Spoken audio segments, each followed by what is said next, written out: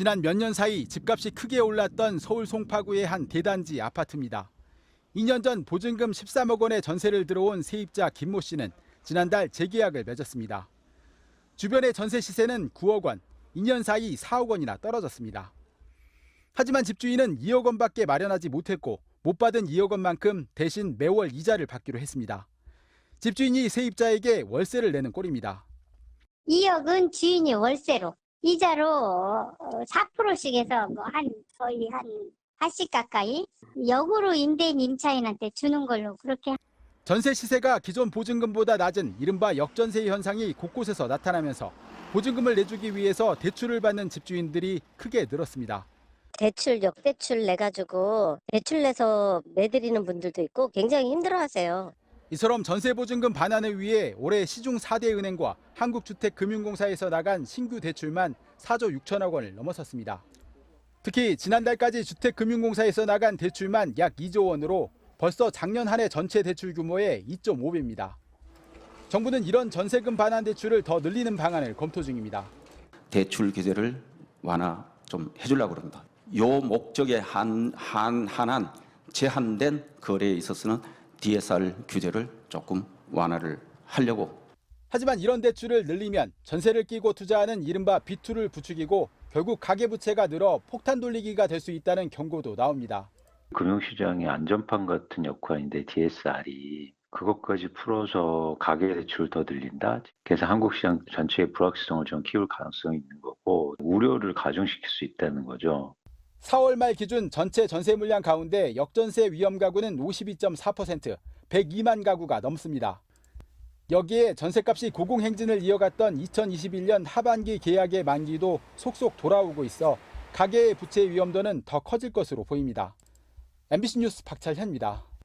도심과 가깝고 교통이 편리해 늘 임대 수요가 넘치던 서울 왕십리 일대. 인기가 높은 17제곱미터 오피스텔의 전세 보증금이 작년 말보다 3천만 원이나 떨어진 2억 원에도 보러 오는 사람이 없습니다. 오피스텔이나 다세대 주택 할 것 없이 전세 거래 자체가 뚝 끊겼습니다. 고금리의 대출이자 부담이 커진 탓입니다.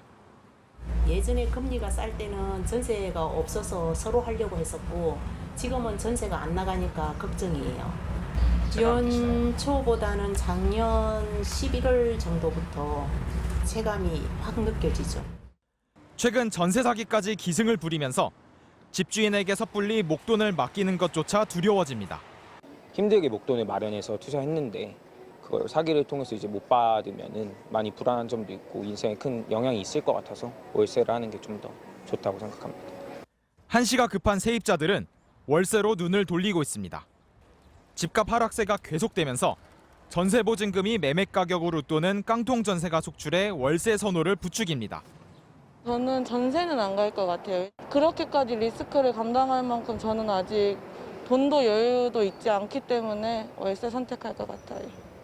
목돈을 보증금으로 맡겼던 전세 세입자들이 자취를 감추면서 집주인들도 발등에 불이 떨어졌습니다. 새로 들어올 임차인을 못 구하면 기존 세입자에게 돌려줄 보증금 마련에 눈앞이 캄캄해집니다. 전세금을 제가 계속 다운시켜서 부동산에 내놨었고 또 다운시켜서 내놨는데도 안 되더라고요. 어쩔 수 없이 오랫동안 갖고 있었던 오피스텔을 매매했습니다. 전세 사기의 역전세까지 시장 안팎의 잇단 돌출악재에 전세 제도의 지속성마저 의문시되고 있습니다. MBC 뉴스 변윤재입니다. 서울 강북의 대장 아파트로 꼽히는 종로구의 한 대형 아파트. 대단지인데다 위치도 좋아 2년 전 30평형 전세는 14억 5천만 원까지 올랐습니다. 하지만 지난달 거래된 같은 평형 전세가는 7억 7천만 원, 2년 만에 반토막이 났습니다.